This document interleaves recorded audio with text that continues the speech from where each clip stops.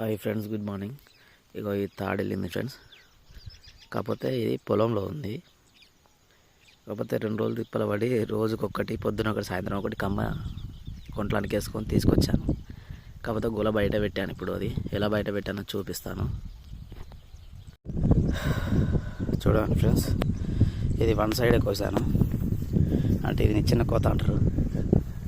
ఇక్కడ ఎటు సైడ్ పోయలేదు. ఇక వన్ సైడ్ కోసి గోల బయట పెట్టాను.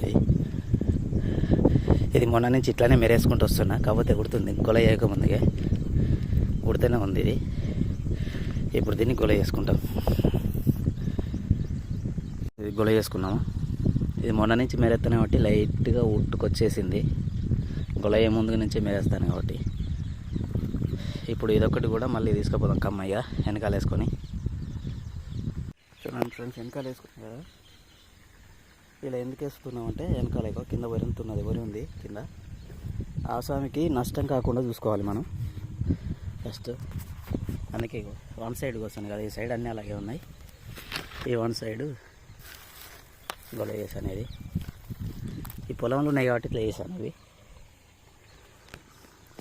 ఓకే ఫ్రెండ్స్, ఆసామికి నష్టం కాకుండా కోసుకోండి. పోద్దాలు ఇప్పుడు వెళ్ళినాయి అన్నీ.